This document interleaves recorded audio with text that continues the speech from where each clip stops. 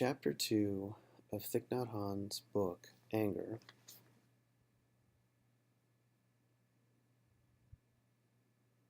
is what I'll be discussing in this video. He opens with an interesting quote. He says, "When someone says or does something that makes us angry, we suffer. We tend to say or do something back to make the other suffer, with the hope that we will suffer less. We think, I want to punish you. I want to make you suffer because you have made me suffer, and when I see you suffer a lot, I will feel better." Of course, he goes on to talk about how that neither one should be feeling this way and that both parties need help. Part of the practice here in Chapter 2 is to recognize that the other person is suffering as much as you are. And that's why you see them as being angry to you. In fact, the tools that are brought up here are basically mindful breathing, mindful walking, embracing our anger, and then looking into the other person and understanding that they are suffering as well. That last one I remember was when I was a practicing Buddhist in our tradition, which was a Tibetan style of Mahayana Buddhism. We did a practice called exchanging self with others. Perhaps you can Google that. If I can find the recording, I'll put a link to it in the description here of this video. It was a great meditation because it allowed you to see or feel what the other person is probably feeling. And to summarize the meditation, if you are a practiced person of meditation, I'll just give you the highlights and maybe you can attempt it yourself. You would visualize someone who upsets you, and you would visualize in your mind a scenario where this person upsets you. And so you go through the scenario and you see this person being angry at you. Now you let yourself in your mind respond with anger. And then you pretend you're the other person and you see your reaction. And you see your look on your face and how you look when you're angry. That ugly looking angry face. And you see how it makes you feel. And then you switch back to yourself and you keep switching perceptions. You try to visualize what it looks like from the other person's perspective until you start to see that really we're all about the same. We all are having the same problem. And that's the idea there. That's the idea of the formal meditation I was taught on exchanging self with others. Thich Nhat Hanh doesn't go into that level of detail. He pretty much just talks about try to see this from the other person's perspective and realize that nobody wants to be angry, that the person who's angry at you is angry at you because they are suffering. So the other aspects that he brings up are aspects of mindfulness. Mindful breathing is probably the most common thing he brings up. It's not too difficult to do. Anybody can do it. You breathe every day. You just become aware of it. I think I went over this in Chapter 1, but it is basically wherever you are, as you inhale, you mentally say in. And as you exhale, you mentally say out.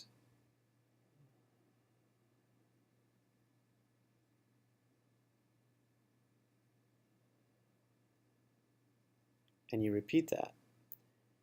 And you put your attention on that breath and on the words in, out, out. And it is very relaxing. It puts you in the present moment. In the previous video, I think I brought up mindful listening.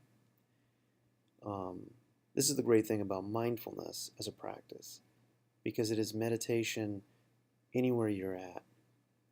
So mindful listening, if you're doing formal meditation where you're sitting down and you're taking time out of your day to meditate, and all of a sudden you hear a dog barking, or you hear a crow just going off outside your window, or people are talking in the hallway of your apartment building. Mindful listening is where, instead of being distracted, those sounds become your new meditative object. He doesn't discuss it in the book, but that's pretty much how it works. It's you just put your attention on whatever is in the moment. And by putting your attention on sound, you are not listening and conceptualizing and labeling the sound. You're not saying dog barking, oh, it's a dog barking. You're listening to the actual nuance of the sound in every step of the moment. What the sound is like now, like that. And being there, listening, being there, breathing, really releases your worries, because worries are concerns of the future, and regrets is a mental state of the past. So worries and regrets, and that's where anger usually comes from. So you take those away, and you have less chance to get angry. He also brings up in this chapter treating your anger as a child, like a baby crying. So instead of hating your anger or being embarrassed of your anger, to embrace it in the way you would embrace a child. That you see your anger as a crying baby. So his way of dealing with it is he picks it up and he sings it a lullaby. And the lullaby he's singing is mindfulness. It's the practice of mindfulness. Another form of mindfulness he talks about is mindful walking, which is being aware of each step you take, being aware of your breath, the air entering you, the air around you, the weight of your hands, the feel of your body in each step. Being aware of that. That's mindful walking. That also is a way to get you in touch with your present moment and release some of the stress that's affecting you. Let's see what else he covers here.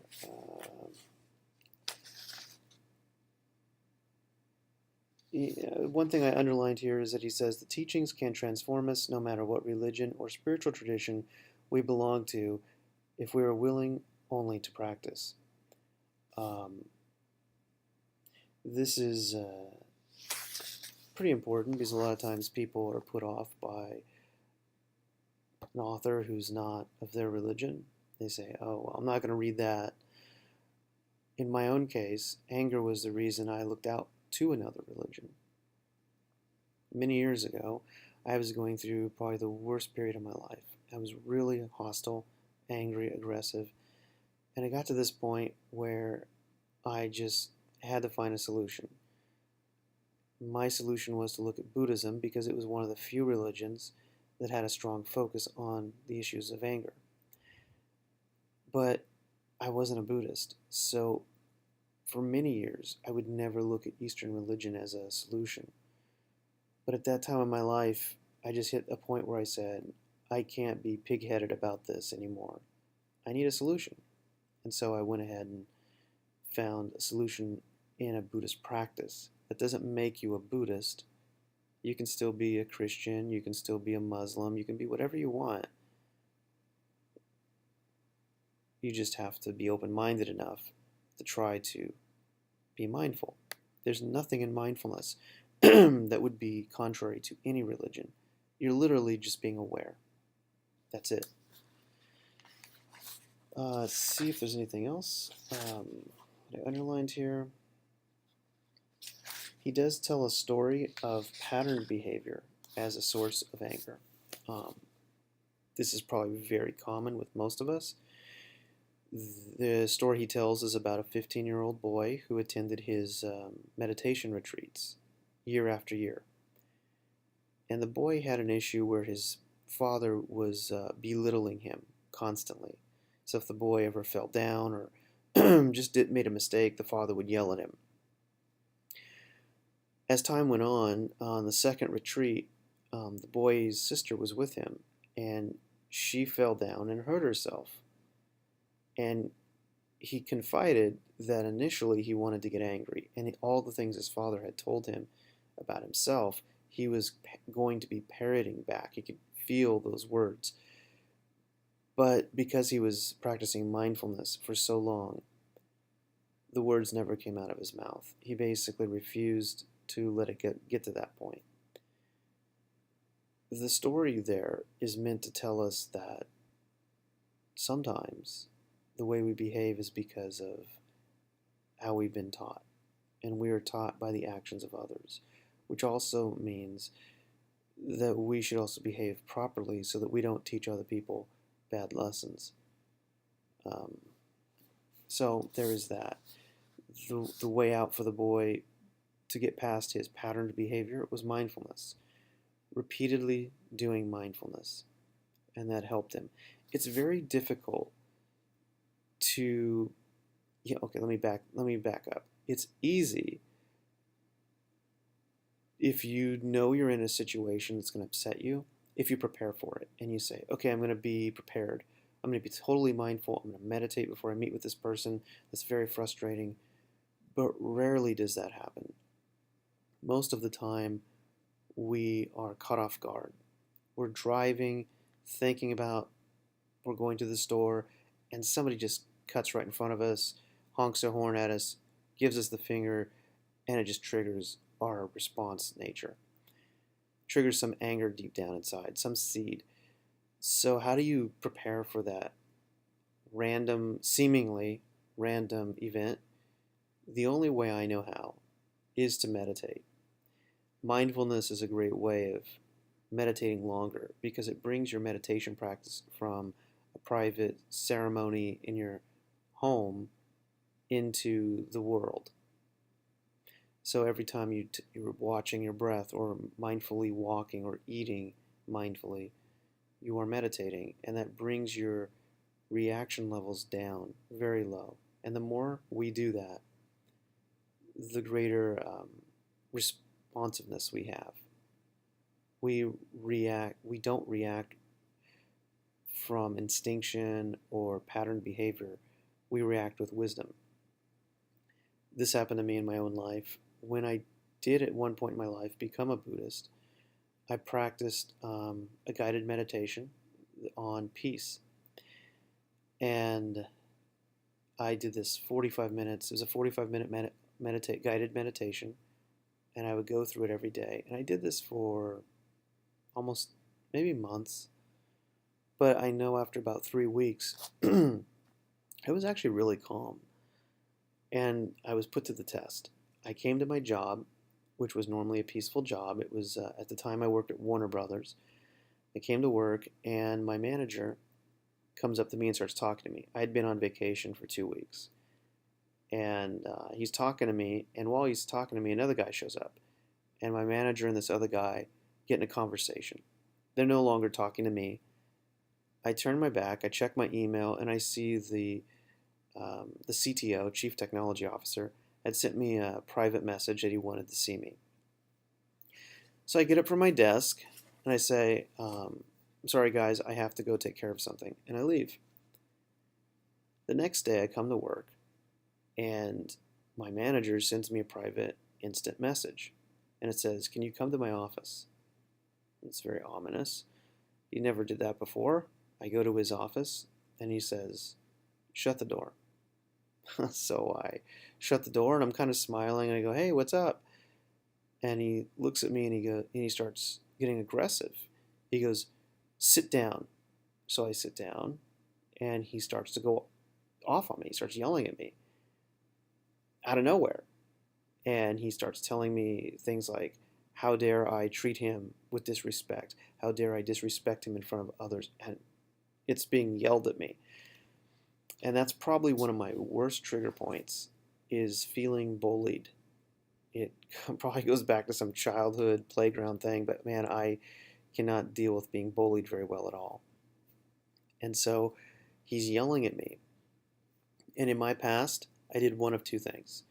I would either be the coward and hold it all in and pretend, oh, everything's great, and then I would leave and I would express my anger to someone else that I was more comfortable with.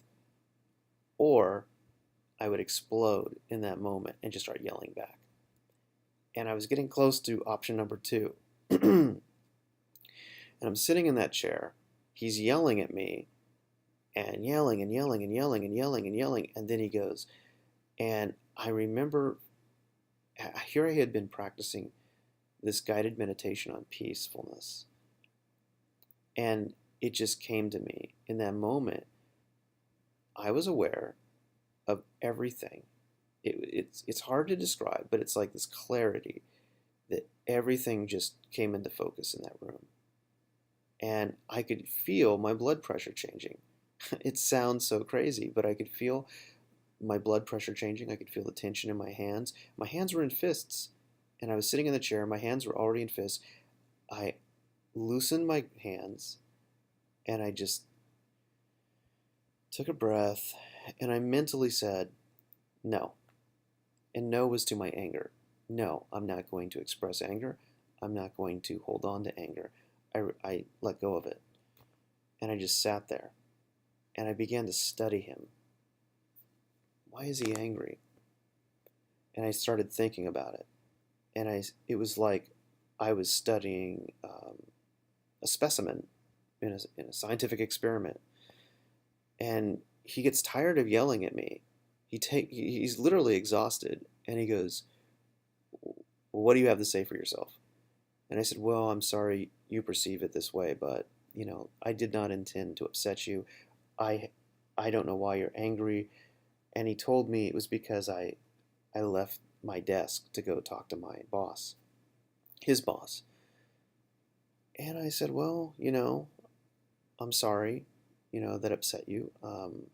I didn't mean it that way. And he starts yelling at me again.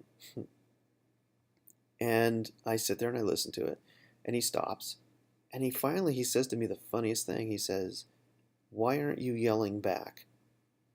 Like this whole thing, he wanted me to yell at him. And I said, I have no need to yell at you. I think, I'm trying to figure this out. I don't know, and I started talking to him about the concept of emptiness in Buddhism, and and we got into this philosophical discussion about fate versus karma, and it sidetracks from the story, but suffice to say, I was able to control my anger then. But that doesn't mean I was done with anger. In fact, I let go of my practice, and in a short time, I was easily, reactive. I would be driving in traffic and be reacting again, getting angry again. So, this practice has to be a daily commitment. You have to keep working on your anger. And mindfulness is a great way to do it. Because I don't have to teach it to you. No one has to really discuss it to you. As the teaching is simply, you breathe in and you say in. You breathe out and you say out mentally. And you just become aware of the inflow and outflow of your breath. Well, it's not a lot of practice. You don't have to memorize any chant. You don't have to sit in some difficult posture. You just are aware of what's going on now. Now, let me just review real quick, make sure I covered everything in the chapter. Let's see. I talked about exchanging self with others. Another thing I underlined here is, he said, 1 minute of practice is 1 minute of generating the energy of mindfulness. It doesn't come from outside of you, it comes from within. I think that's an important thing to discuss real quick. Why I underline that is because that statement underscores the so-called science of metaphysics, or metaphysics in general. It also underscores Eastern religion. It even is talked about in Western Christianity, which isn't maybe thought of very much. But there is a passage in the New Testament where Jesus says, where he's asked, where is the kingdom of heaven? And the person asking it was a detractor, someone who was angry at Jesus. And the response that Jesus says is, The kingdom of heaven is not over there, nor is it here. It is within you. That's how it will be read in the King James Version. Newer translations change that to read, the kingdom of heaven is amongst you, to try to take away the idea that heaven is already within. But actually, the original text in both Aramaic and Greek translates, the Greek word there is entos, and it translates to the word within. It means inside of. So, in other words, just like he said, this energy of mindfulness, it's not out there. It's within you all. It's within you already. It's within each of us. And that's kind of the mystery, is that this divine nature, or this universal energy, however you think of it, you call it God or something else, or source, it's not only outside of you, it's within you, and it's within everyone. And that is the oneness that we all share. Because ultimately, we all have that in common. From the most violent serial killer to the most peaceful Buddhist monk, from the baby to the old man, we all have that within us. But we act differently depending on our ego's influence over our lives. So it's important to know that the perfection is already there within you and within me. But we are not acting perfect, of course, and that's because of our own ego getting in the way. So I bring that up because, in fact, it's part of my master's thesis is on the subject of the kingdom of heaven is within you, because this is an Eastern concept, but it's not just an Eastern concept of Hinduism and Buddhism. It's a concept of Christianity, true Christianity. So you're not looking for God out there. You're looking for God within. Mindfulness puts your attention on the moment, and the energy of mindfulness comes from within, and that energy's source is within you already. That's the key, and that's why it's important. So that covers chapter 2. I guess if you want to practice this, start practicing now. Be aware of your breathing, your walking, your eating, anything that you choose. Try to spend 1 minute. Start with that, just 1 minute of mindful breathing. Make mistakes, it's okay.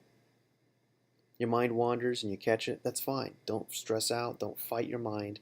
Just say, oh, okay, and bring your mind back to your breathing, to your walking, to your eating. And extend that 1 minute to 5 minutes, then to 10 minutes, then to 20. Ultimately, you can do it for an hour. But do it every day, before you go to bed and when you wake up.